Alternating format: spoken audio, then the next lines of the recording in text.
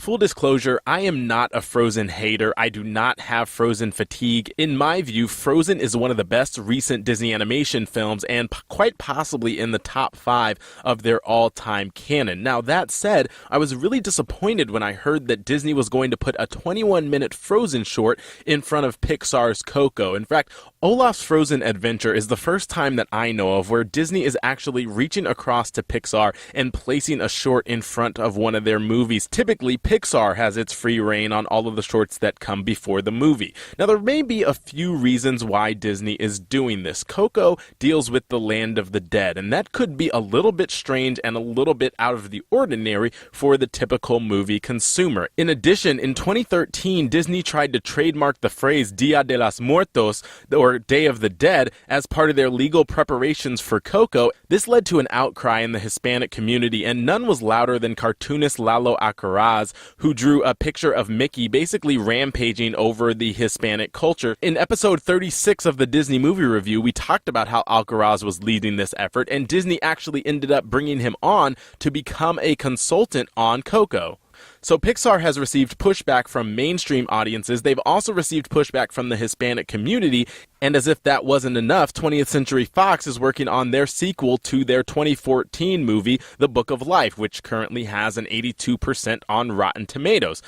So the basic thing here is that Disney has to get people in the seats to see Coco. And what better way to bring people into the movie theater than to have your billion-dollar property with a character such as Olaf, who is so popular with kids, leading a holiday tradition search. Around Thanksgiving, you're definitely going to put out a property that is going to be irresistible. Plus, if you make it 21 minutes, then people will stick around for Coco as well. They aren't feeling like they're only going for Coco. They're mainly going for Frozen, and then they'll see Coco as part of that. My biggest issue with this is that the way Disney Animation and Pixar treat their shorts are totally different. Since 2010, roughly half of the Disney animation shorts have been done by people who were either making their directorial debut or their Disney directorial debut, and then the others have been staples from people who have already directed Disney shorts or are already in the Disney family, just redirecting things. For example, when you had Frozen Fever, it wasn't a new director. They were just taking the same directors that did Frozen and putting them on Frozen Fever. Pixar does things entirely differently. All of their shorts from 2010 till now have been directed by people who are making their directorial debut. Oftentimes, these are done by people who have worked at Pixar for a long time. So instantly, Sanjay's Super Team comes to mind, which was done by Sanjay Patel, who's worked at Pixar since 1999. It's a similar story for Piper and La Luna and a lot of other Pixar shorts that have been released. So my problem here is that Disney seems to be taking an opportunity from a Pixar animator to make their directorial debut and instead putting Frozen in that place. Now, Disney could say, of course, that we want another Pixar short to be attached to Coco, and I really hope they do that.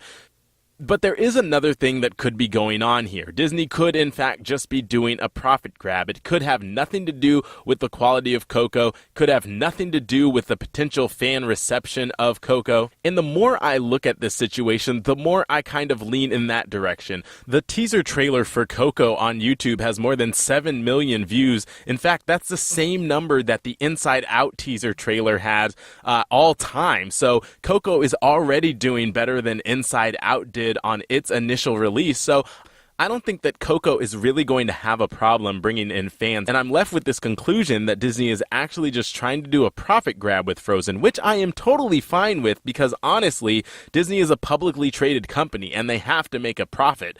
But as an entertainment company that is based off of the creativity of certain individuals, it does hurt my heart to see the potential for a Pixar employee to have their directorial debut taken away from them just because Disney wants to make a little bit more profit.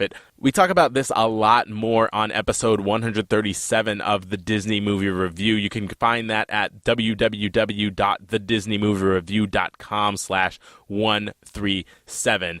Don't forget to let me know what you think in the comments below. And if you'd like to win the Disney movie of your choice, we are in our contest. To learn more about that, just go to thedisneymoviereview.com/137. That is 137. Thanks for watching and have a magical day.